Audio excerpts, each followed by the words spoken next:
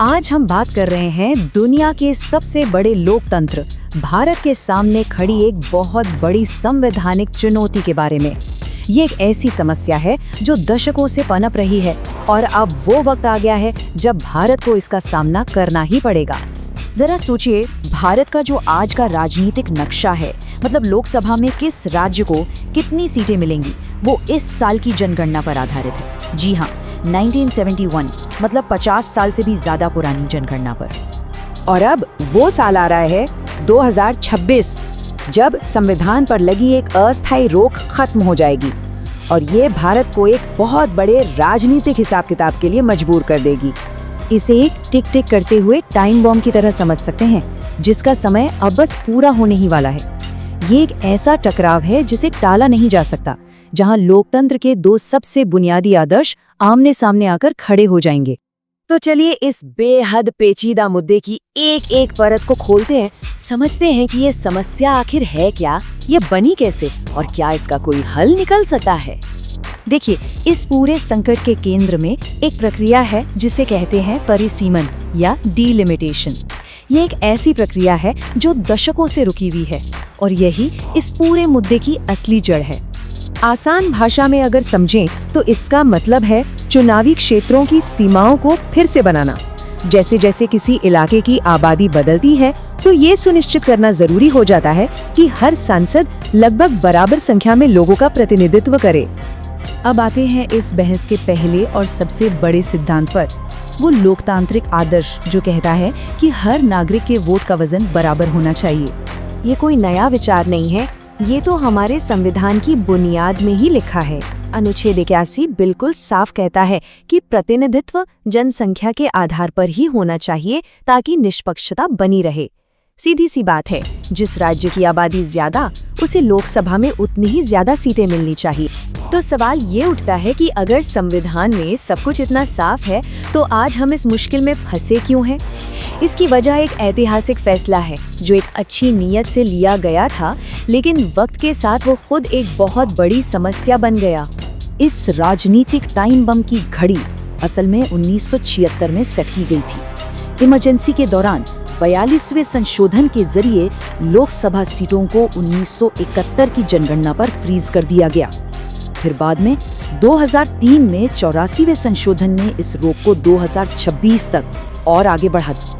अब इसके पीछे की सोच ये थी कि जो राज्य परिवार नियोजन को ठीक से लागू नहीं कर रहे हैं और जिनकी आबादी तेजी से बढ़ रही है, उन्हें ज्यादा सीटें देकर राजनीतिक तौर पर फायदा नहीं पहुंचाना चाहिए। ये एक तरह से जनसंख्या नियंत्रण की एक राष्ट्रीय नीति थी। और यहीं से इस पूरे विश्लेषण का केंद्रीय संघर्ष शुरू होता है। अब दो महान आदर्श एक दूसरे से सीधे टकराने की स्थिति में हैं।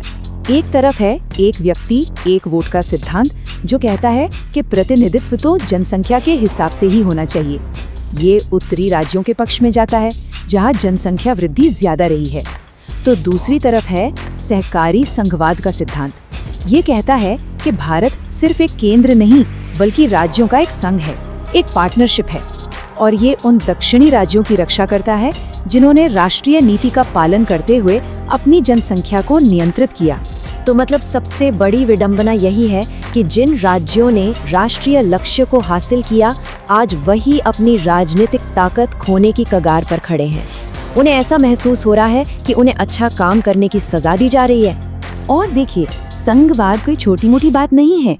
भारत के सुप्रीम कोर्ट ने ये माना है कि संघवाद संविधान के मूल ढांचे का हिस्सा है। इसका मतलब ये है कि संसद इसे किसी साधारण संशोधन से बदल या हटा नहीं सकती। ये भारत की नींव के पत्थरों में से एक है। तो फिर इस संवैधानिक गुत्थी को सुलझाया कैसे जाए?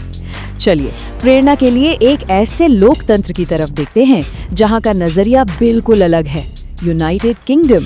ये सवाल बड़ा दिलचस्प है ना? भारत का संविधान लिखा हुआ है, कुछ हद तक सख्त है, वहीं यूके का संविधान अलिखित है और ज्यादा लचीला है।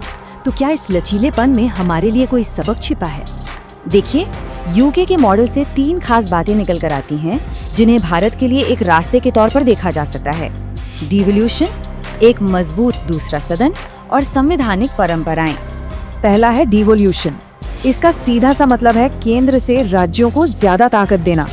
जरा सोचिए, अगर राज्यों को अपने वित्त, स्वास्थ्य और शिक्षा जैसे मामलों पर ज्यादा अधिकार मिल जाएं, तो केंद्र में सीटों की गिनती का झगड़ा अपने आप में थोड़ा कम जरूर हो जाएगा, शक्ति का पूरा संतुलन ही बदल जाएगा।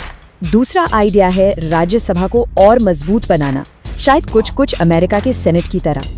अगर हर राज्य को, चाहे उसकी आबादी कितनी भी हो, राज्यसभा में बराबर सीटें मिलें, तो ये लोकसभा की जनसंख्या आधारित दबदबे पर एक मजबूत संघीय ब्रेक का काम कर सकता है। और तीसरा, जो इस बात पर रोशनी डालता है कि हर नियम का लिखा होना जरूरी नहीं होता। यूके में सिविल कन्वेंशन जैसी अलिखित परंपराएं हैं जो कहती हैं कि केंद्र राज्यों के मामलों में उनकी सहमति के बिना दखल नहीं देगा। भारत भी इस तरह की परंपराएं बना सकता है जो केंद्र और राज्यों के बीच भरोसे को और मजबूत करे। तो इन सब बातों को जोड़कर देखें तो भारत के लिए आगे का रास्ता कैसा हो सकता है, चलिए इस पर एक नजर डालते हैं। तो इसका समाधान एक तरह से 3 हिस्सों में हो सकता है। पहला, राज्यों को और ज्यादा आर्थिक और कानूनी शक्तियां दी जाएं।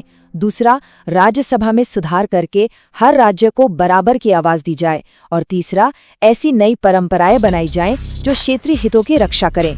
इससे उन 2 सिद्धांतों यानी लोकतांत्रिक और संघीय के बीच एक संतुलन बनाया जा सकता है। तो आखिर में भारत एक मौलिक चुनाव का सामना कर रहा है। क्या शक्ति का आधार सिर्फ जनसंख्या होगी या ये केंद्र और राज्यों के बीच एक सच्ची साझेदारी पर आधारित होगी? 2026 में इसी एक सवाल का जवाब देश के आने वाले भविष्य को परिभाषित करेगा।